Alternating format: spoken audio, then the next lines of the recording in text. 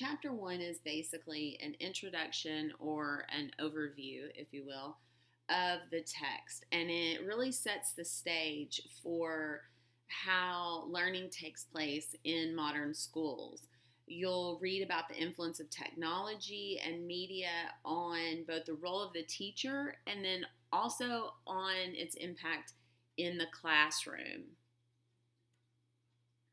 Here's some basic objectives from the chapter that you can review. Now, the chapter discusses the need of students to master core skills and to gain knowledge for both academic and career learning. Teachers are challenged with facilitating this process by selecting appropriate media, appropriate technologies, and creating learning experiences that effectively use whatever available tools and resources that they have. And chapter 1 opens with a discussion of this framework. You can see that on page 2 of your text.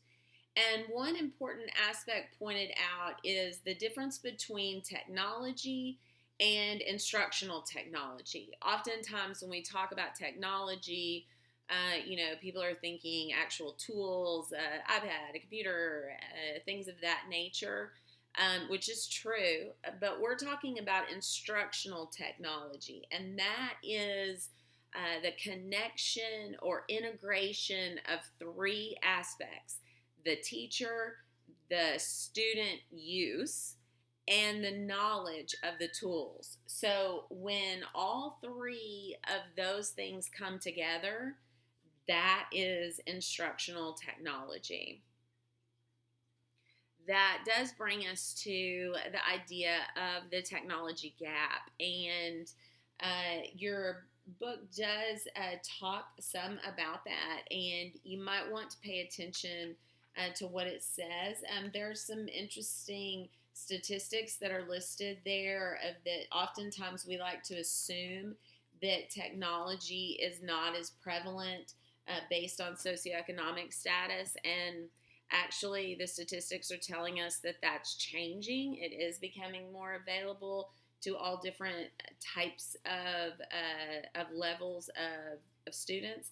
And then also it talks to us about how to communicate and what to use when communicating. So for instance, it suggests for high school teachers, communicating with students through text apps. One example is Remind. But I would contend that form of communication, texting, is applicable for different ages of learners, and with your parents if you're communicating with them, because that is an area of communication that's much more important to us. It's used more widely, more often than, say, email.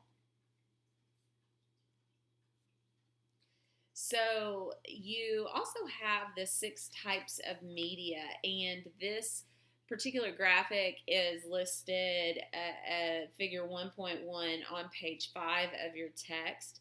And it gives you the 6 types of media, and then examples are provided about how to utilize them as instructional materials. So it's one thing to have the media or the technologies in your classroom, but how are you going to use them in an instructional sense? That's an important thing you want to keep in mind as you go forward in the course.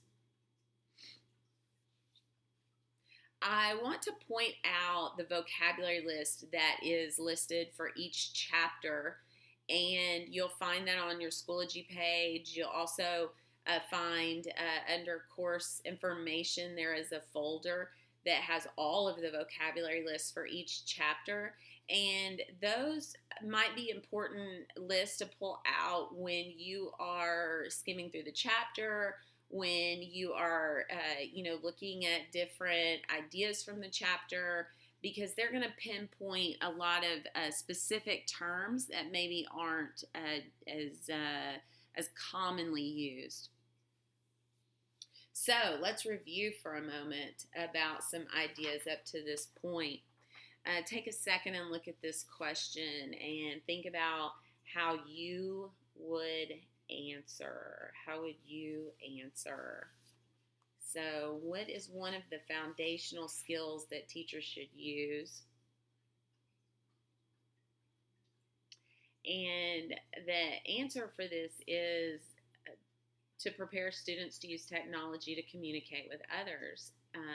The Partnership for 21st Century Learning emphasizes the use of technology for communication as well as creativity and innovation, research, and problem solving. So it can be useful for preparing students for tests and to input data, to edit, to do different tasks. But these are not considered foundational knowledge. Here's our second review question. Take a moment and look at that.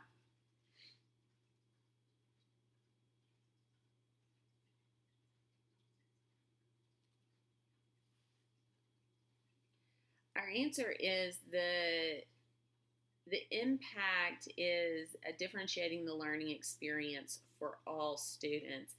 It's important to incorporate technology into teaching to promote learning for all students and help them reach a level of success. And we have our third one, another way to refer to the digital divide, and that is the technology gap. The digital divide references the fact that not all the students and their families have equivalent access to technology resources. Another way to refer to this is the technology gap, which is the difference between those who have not only access to devices, but those who have access to broadband internet. And that brings us to the discussion of our standards. And we're going to talk a lot in this course about ISTE, the ISTE standards. And that stands for the International Society of Technology and Education. And if you are not familiar with that organization, you're going to want to get familiar with that organization. In the welcome page, I have links to that website. You can find them on Twitter. Also, they have a national conference every year, and they also have state or regional organizations that are offshoots of the international organization. And the conference for our region, for Alabama, is going to be in Mobile this summer. And I put the details of that on your welcome page so that you can take a look. But be aware of what ISTE is, and that these are the standards that are set for the profession. So some things, when we talk about digital instruction and we talk about the digital teacher, we need to think about some tools, mobile assessment tools. These things can be done with cell phones or other handheld devices. The personal response systems at one time were very popular. They're not as popular with the advent of mobile assessment tools that can be used.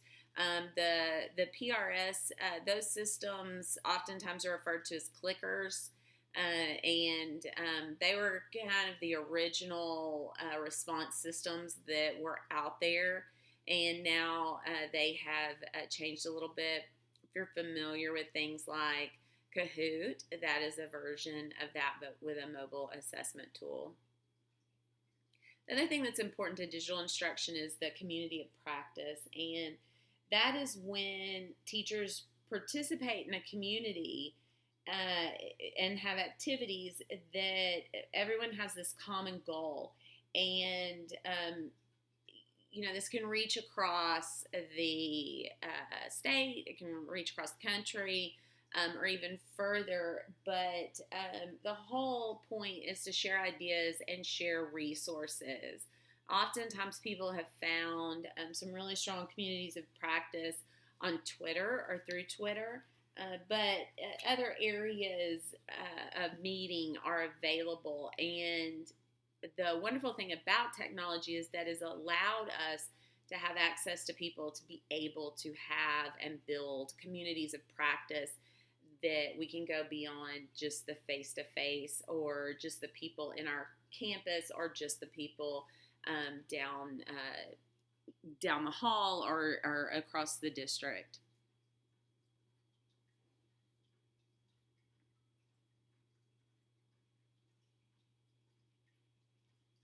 One of the challenges for our school system and really our school, in particular, is teachers feeling like there's so much out there. There's so many tools out there, and it's almost as if you can become overwhelmed just on the search. You're on that hunt to find the latest and the greatest web tool for the students to use. And one great thing for us has been professional development, the communication and collaboration between schools in our district. I mean, we've really it's almost a fellowship where people have been able to come together. We've had, whether it's through email, through staff development, we have half days where we have teachers who have mastered certain tools that'll get up and they'll actually display that stuff for the entire staff. And then it'll give everybody a chance to take a new tool. It could be several times a month and then go back and apply it to their content area. So you learn things through your colleagues is a huge way. There's a lot of time spent outside of school.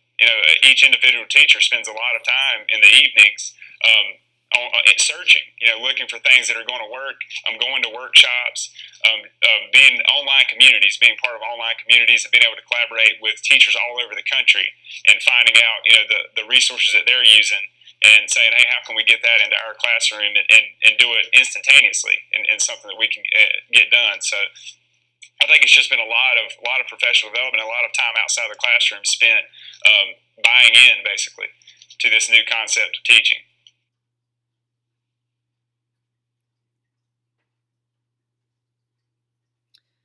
So, with that idea of collaboration with each other in mind, that moves us into how the digital teacher finds digital tools. And these are tools that help you enhance your learning in your classroom. And these can be tools that help you with assessment, with instruction, and also with management. So it doesn't have to just be a tool that your students use. It can be a tool that you use to manage the day-to-day activities or structure of your classroom. And that's the wonderful thing about technology in the classroom, is that it can have that impact to make your life a little bit easier in that way. So we have different ways that we can communicate with each other. We can find other teachers who have wikis, blogs, podcasts, things of that nature, who can give us help, give us expert advice, also bring experiences into our classroom for our students and expose them to things that they may not have schema for, that they may not be able to experience in their own life. And then we have response to intervention, and that starts on the bottom of page 13, and it moves into universal design. But response to intervention is really technology plays a really big part with helping us bring tools, bring activities to our students that could help scaffold and help prepare them for the next level. So consider technology, instructional technology, when looking at your RTI plans. So let's take a moment to review and think about a community of practice. Why is it important?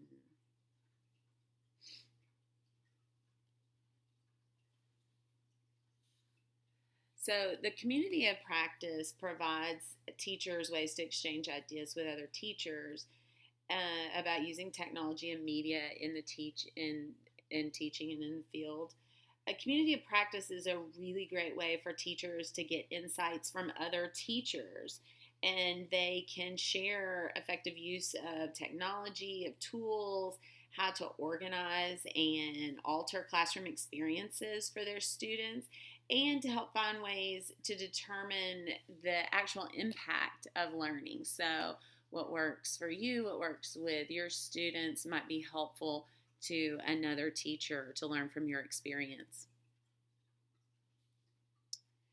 And another way to describe the digital divide is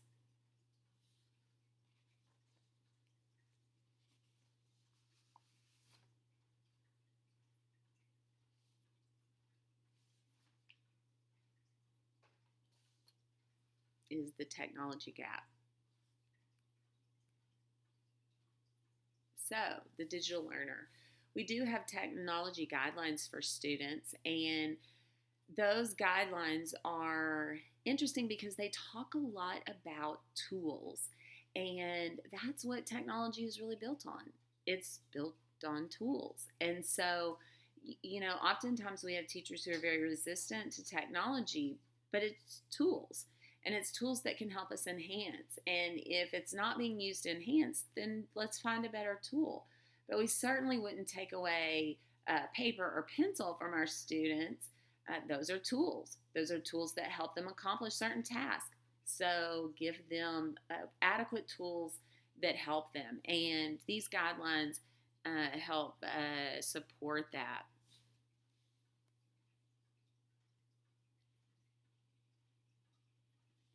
The wiki, the discussion tab, and you can see transparently how the students are learning, and also you can see how the teacher is giving guidance and correcting slight things or adding suggestions. So it's making teaching and learning more transparent.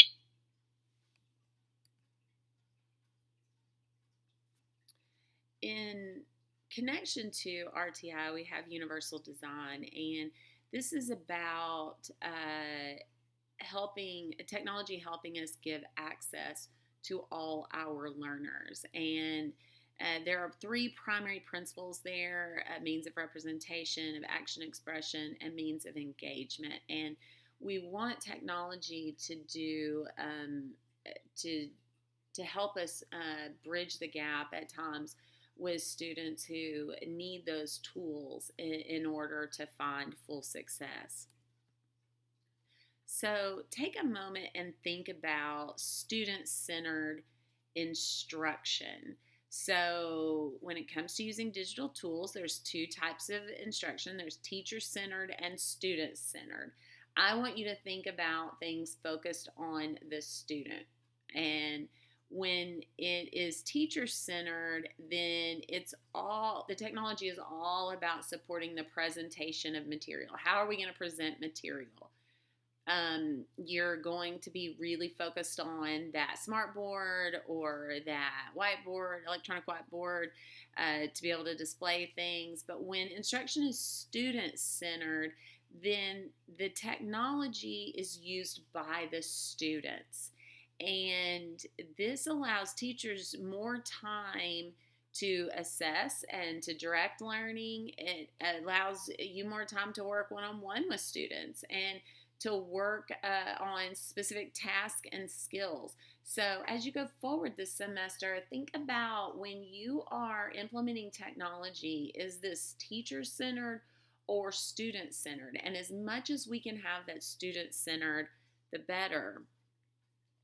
So think for a moment about your classroom or a classroom you've been in and the technology that has been used in there, and if it is student-centered, and then how does a student-centered activity really change the role of the teacher?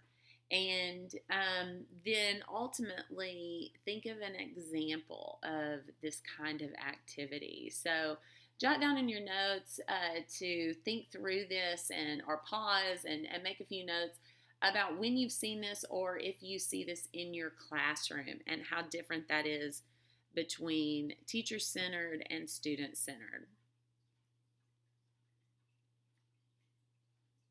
So we have this 4-phase process of moving from traditional to digital and our adoption and adaptation of technology in the classroom. We have face-to-face instruction, distance learning, and blended learning. And you're going to want to know the difference between all of those. But this 4-phase system is important to understand because over time, our different types of learning has changed as we have moved through these 4 phases. And I want you to think for a moment about your campus or a campus that you've spent some time on and how you have seen these phases work and what is happening during these phases as technology is being incorporated, and how this moves us through to a very different type of learning in our classroom. So, why are student outcomes important for teachers? Well, they help teachers understand the student's ability to use, transform, and create new information. It's important to remember that the student outcomes are based on seeing how well they demonstrate their knowledge and skills. It's not on what teaching resources the teacher used. So, student outcomes help the teacher to understand just how well each student has been able to comprehend and decode the information that has been presented. How does the teacher help students to achieve specific outcomes?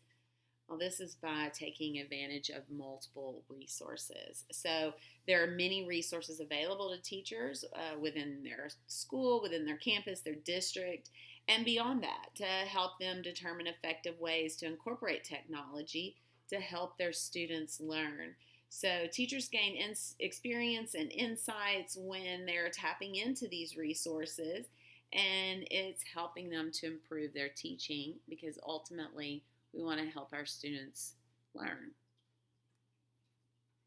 You have a section in your book, in your text, that talks about copyright rules for teachers. You have some other resources on Schoology that connect to this, and I want to refer you to those. You'll have a little activity to do with copyright, so make sure that you look through what is appropriate and what is not appropriate in regards to copyright.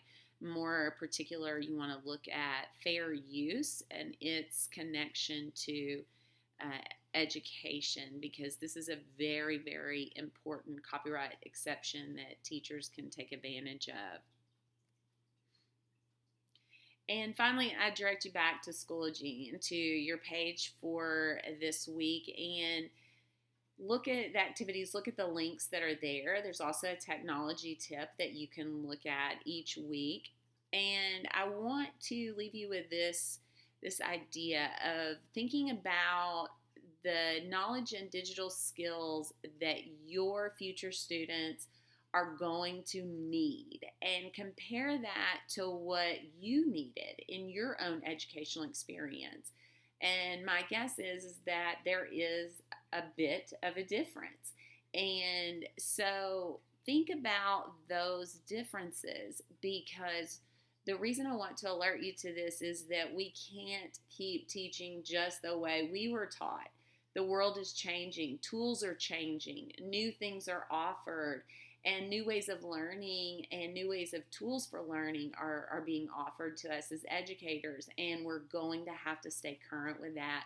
We're going to have to see what else is out there and what is new and what is applicable to our classroom environments, because we want to use everything we can for our students.